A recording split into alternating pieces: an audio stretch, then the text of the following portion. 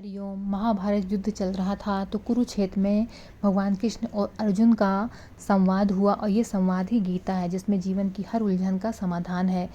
कृष्ण जी के जीवन के 4 अमूल्य संवाद जिनमें छिपा है हर कठिनाई का सहज उत्तर, जो कि हर अंधेरे को दूर करने वाला प्रकाश है। जो कुरुक्षेत्र में अपनों को सामने देख के अर्जुन से उनका जो धनुष था गांडीव वो छूट गया। अर्जुन गांडीव नीचे रखते हुए भगवान श्री कृष्ण से बोले, माधव, मेरे अपने ही गुरुवर, पितामह, भ्राता, मित्र सामने खड़े हैं, मैं इन पर बाण कैसे चला सकता हूँ? ऐसे युद्ध से क्या लाभ जिसमें अपने ही नष्ट हो जाएं? भगवान श्री कृष्ण मृदु लेकिन दृढ़ स्वर में बोले, पार्थ, यह मोह और करुणा के आवरण में छिपी दुर्बलता है। जो जन्म लेता है उसका अंत निश्चित है, जिसका अंत होता है उसका पुनर्जन्म भी निश्चित है। आत्मा न जन्म लेती है न मरती है। अर्जुन ने कहा, हे केशव, क्या यह पाप नहीं है? भगवान श्री कृष्ण बोले, कर्तव्य से विमुख होना ही सबसे बड़ा पाप है। क्षत्रिय का धर्म धर्म युद्ध में भाग लेना, न्याय के लिए युद्ध त्यागना धर्म त्याग है। अर्जुन बोले, किंतु मन स्थिर कैसे हो? भगवान श्री कृष्ण ने कहा, समत्व योग को अपनाओ, सफलता और असफलता में समान रहो, कर्म करो परंतु फल की आसक्ति मत रखो। मैं ही इस सृष्टि का नियंता हूँ, सब कुछ मुझ में स्थित है, अपना मन और बुद्धि मुझे अर्पित करो। अर्जुन आंखों में दृढ़ता के साथ भगवान श्री कृष्ण से बोले, हे गोविंद, मेरा मोह नष्ट हो गया, अब मैं अपने कर्तव्य के लिए तैयार हूँ। भगवान श्री कृष्ण मुस्कुराकर बोले, याद रखो पार्थ, कर्मण्यवाधिका रस्ते माँ फलेषु कदाचन, माँ कर्म फल हेतुर्भूर्मा ते संगोस्तव कर्माणि। तुम्हारा अधिकार केवल कर्म पर है, उसके फल पर नहीं। फल की चिंता मत करो और अकर्मण्यता में आसक्त मत हो। भगवान श्री कृष्ण और अर्जुन का यह संवाद जीवन की सबसे बड़ी सीख देता है। वास्तव में यही सबसे बड़ा जीवन मंत्र है जो आगे बढ़ने को प्रेरित करता है। तो भगवान, जब अर्जुन ने देखा कि उनके अपने ही कुरुक्षेत्र में खड़े हैं, उनके गुरुवर खड़े हैं युद्ध में, पितामह खड़े हैं, उनके भ्राता, मित्र, उनके और सभी रिश्तेदार, उनके मामा वगैरह सब खड़े हैं, तो अर्जुन नर्वस होने लगे, हिम्मत से हार रहे थे। तो उन्होंने अपना धनुष बाण नीचे रख दिया। तब भगवान श्री कृष्ण ने उनको समझाया, तब उन्हें हिम्मत आई। उन्होंने कहा, तो अपना कर्तव्य करो, कर्म करो और फल की आसक्ति मत करो। इसी तरह युद्ध में भगवान कृष्ण और कर्ण के बीच में संवाद हुआ। श्री कृष्ण बोले कर्ण से, तुम कुंती पुत्र हो, पांडवों के ज्येष्ठ भाई, इस अधिकार से तुम हस्तिनापुर के राजा बनो। दुर्योधन को छोड़ धर्म का साथ दो। युधिष्ठिर को राज्य की इच्छा नहीं है, सत्य जान वे तुम्हें राजा मान लेंगे। कर्ण ने कहा, प्रभु, आपने जो कहा वो सत्य है, परंतु जो स्नेह सम्मान दुर्योधन ने मुझे दिया वो कोई और ना दे सका। वो मेरे कुल को नहीं देखता, केवल मेरी वीरता को देखता है। अब जब पूरा राज्य, सम्मान और संबंध सामने खड़े हैं तो क्या मैं अपना कर्तव्य छोड़ दूं? भगवान श्री कृष्ण बोले, कर्ण, पांडवों की विजय निश्चित है, इसमें कोई संदेह नहीं। युद्ध होगा और अधर्म पराजित होगा। यदि तुम दुर्योधन के साथ रहोगे तो तुम विनाश के भागी बनोगे। दूसरा संवाद हुआ जब युद्ध में कर्ण का रथ धरती में धंसा तो फिर और अर्जुन ने गांडी उठाया। कर्ण ने कहा अर्जुन से, जो हाथ जोड़कर शरण में आया हो, हथियार डाल चुका हो, जिसके बाण कवच आयुध नष्ट हो गए हो, ऐसे पुरुष पर सूरवीर प्रहार नहीं करते।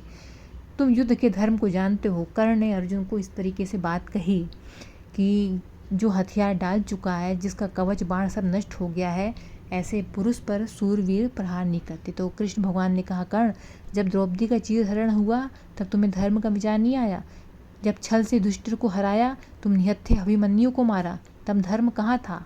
तब धर्म नहीं था तो आज तालू सुखाने से क्या लाभ?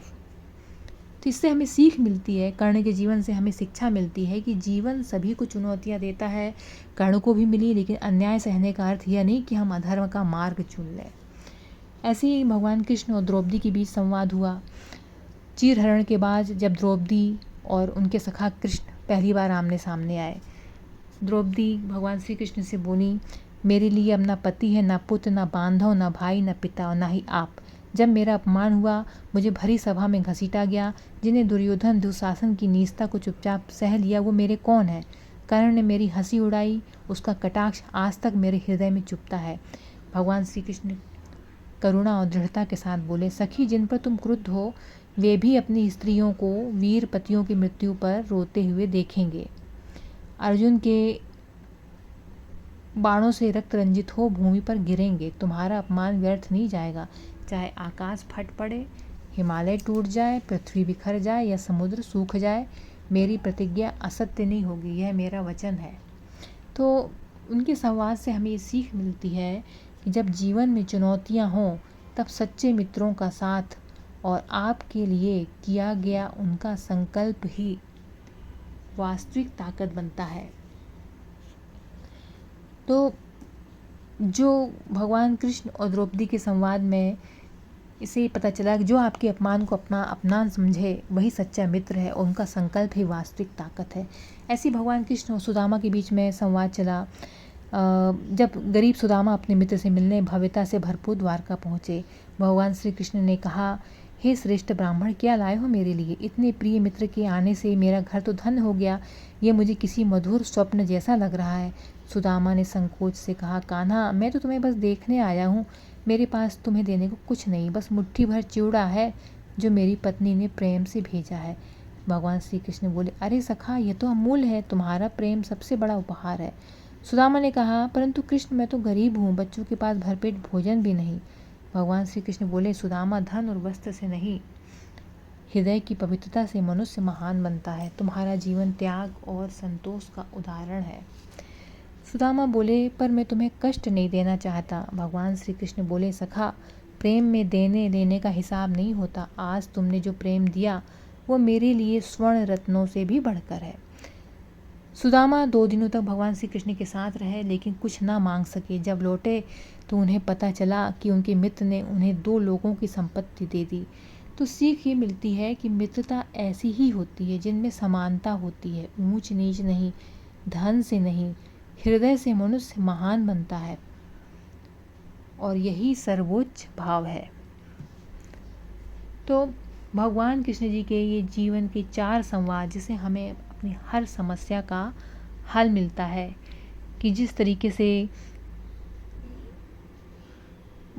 कृष्ण भगवान और कर्ण के बीच में जब बात चल रही थी, संवाद चल रहा था, तो सीख ये मिली कि कर्ण के जीवन से कि जीवन सभी को चुनौतियां देता है और कर्ण को भी चुनौतियां मिली, लेकिन अन्याय सहने का अर्थ यह नहीं है कि हम अपने अधर्म का मार्ग चुन लें। ऐसे ही कृष्ण और द्रौपदी के बीच में संवाद से सीख मिली कि जब जीवन में चुनौतियां हों तब सच्चे मित्रों का साथ और आपके लिए किया गया उनका संकल्प ही वास्तविक ताकत बनता है। जो आपके अपमान को अपना अपमान समझे और वही सच्चा मित्र है और उनका संकल्प ही वास्तविक ताकत है। ऐसे ही भगवान कृष्ण सुदामा के बीच संवाद से कि मित्रता ऐसी होती है जिनमें समानता होती है, ऊंच नीच नहीं, धन से नहीं, मनुष्य हृदय से बनता है और यही सर्वोच्च भाव है।